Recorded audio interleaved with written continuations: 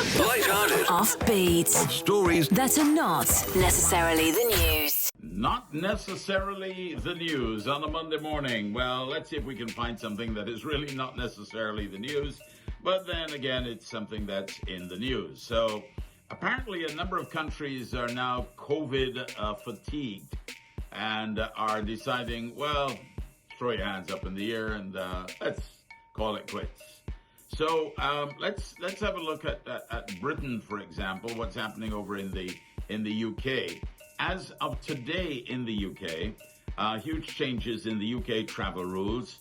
So the Brits will be allowed to jet off to well-deserved vacations at the half term and get a little sun in and so on. That might be good news for Barbados. What do you think, Chris? Yeah.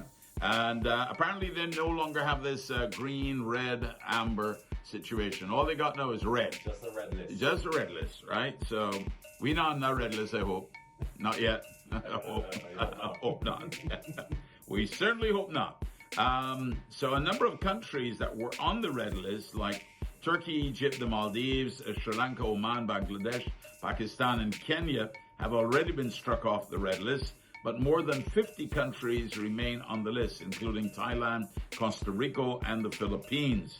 So it means that fully vaxxed holidaymakers will finally be able to take a break in the warm places. Come on down to the Caribbean, folks. Yeah, just come on down.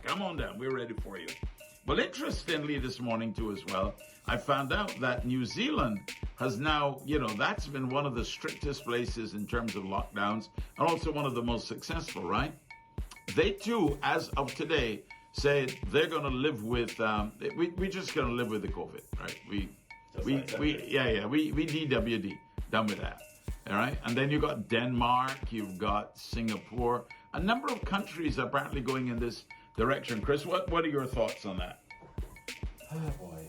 I guess, there's... You sound like you throw your hands up in the air. Oh yeah. Oh boy. Yeah, it's just too much. But this has been a year and a half of constant information pounded every day.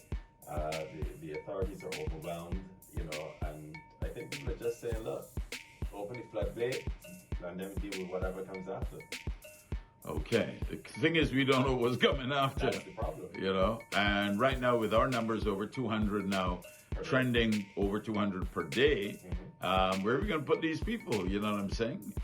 So we got home quarantine coming. I think that's being rolled out from today. Then you've got these. So the part of the home quarantine is the ankle bracelet, as I understand it. Yeah, so it'll be able to monitor your movements.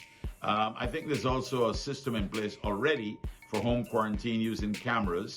That's a bit pricey though, because you've got to put the cameras in. So you can get some cheap cameras like the Wyze cameras that we have here that work absolutely brilliant.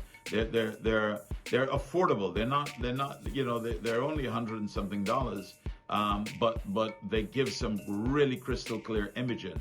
So you could always go with something like that, but now you have the ankle bracelets and so on too as well.